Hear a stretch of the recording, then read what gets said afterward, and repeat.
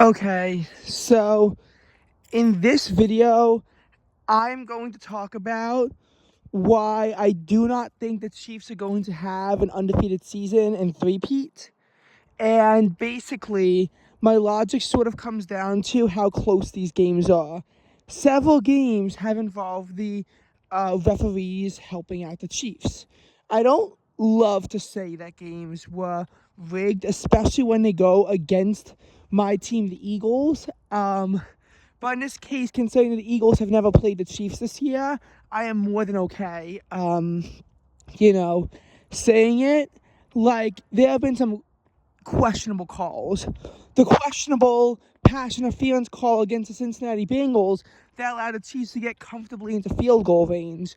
The questionable call against them in the Broncos game that took a sack off the board and gave them a free first down, which they used to score a touchdown.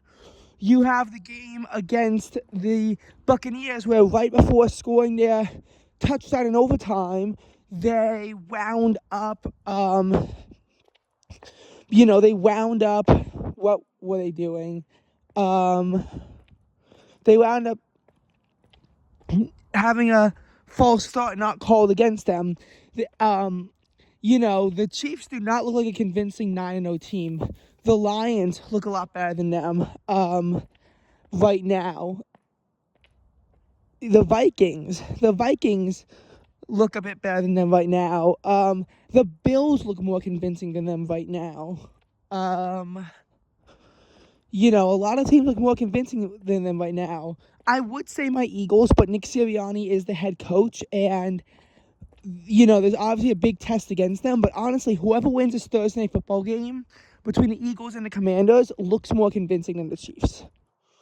Because when you break it down, the Chiefs are 9-0. But how have they won games? And not even including the question of refereeing, they've been lucky. They've been incredibly lucky. They beat the Ravens 27-20, and on the final throw of the game, it was initially ruled that the Ravens had scored a touchdown, but it was taken off the board because Isaiah Likely's toe was out of bounds, which was actually reminiscent of the Brooklyn Nets Milwaukee Bucks playoff game from a few years ago, if you remember that. There were also several other instances where I can recall, like them having to rule something very narrow, and it was ruled not to be a catch. Now, I'm not saying that if that ball is caught, the Ravens win the game, because it would only be 27-26 at that point. The Ravens could shank the extra point. They could. And, and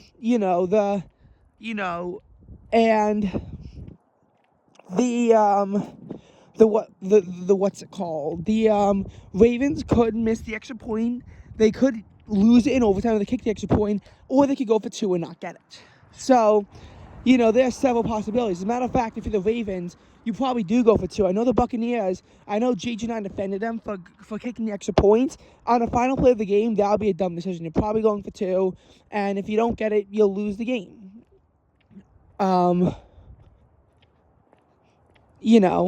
That's that. But, looking at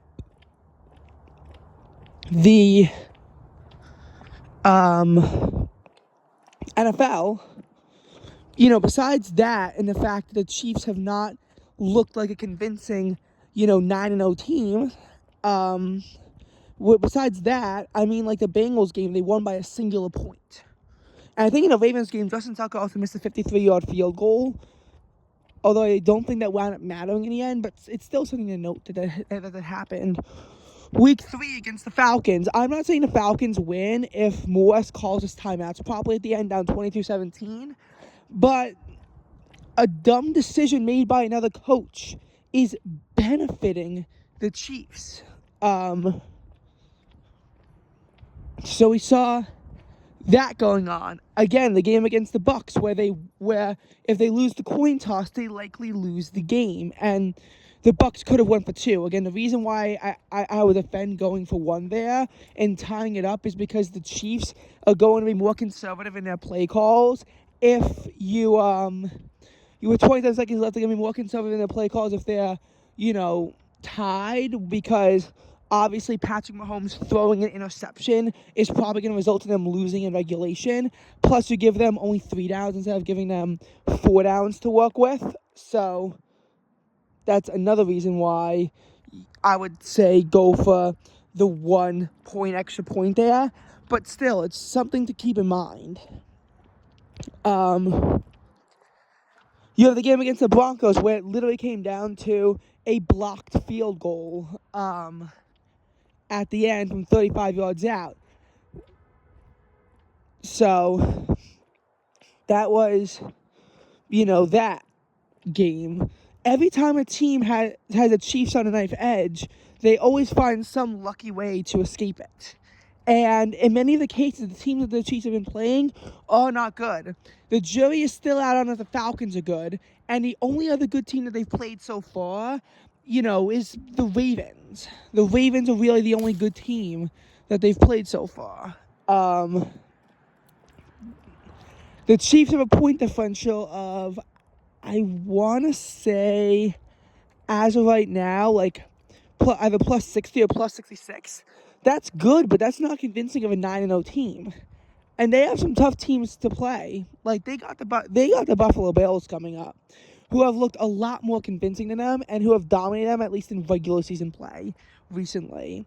Now, obviously, I'm not suggesting that the Bills win this game, but if you're the Chiefs, if you win this game and go to 10-0, yes, maybe you could think of having an undefeated season. But you got to play the Broncos, and you have to play them this time in Denver. You have to play the Los Angeles Chargers, which the last time they won 17-10, and a big reason why they won was because they suspended one of the Chargers' best defensive players just for the game against the Chiefs, which is suspicious, I'd say. You got to play the Chargers again, and they've looked relatively good. The Chiefs have to go up against the Pittsburgh Steelers at some points. They got to play the what division are they playing? Okay, yeah, they should be good in those games. But still, you get my point. My point is that the Chiefs do not look like this convincing team that is going to win a Super Bowl. You look at the teams and you see who they're playing, and you realize that across their entire winning streak, a lot of it's been luck. A lot of it has been luck. Like even in the playoffs, fluke Ravens fumbles the Chiefs didn't even really force out, but that just sort of happened, and fluky rules gave the Chiefs the win against the Ravens. Against the 49ers, it was literally a muffed punt and a blocked extra point that even allowed the game to be sent to overtime in the first place.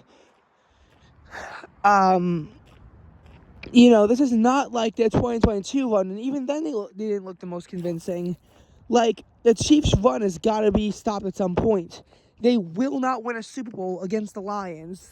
The Lions are hungry for their first ever win. If they get there, which I'm going to cheer for them to get there, the second that my Eagles are out of it.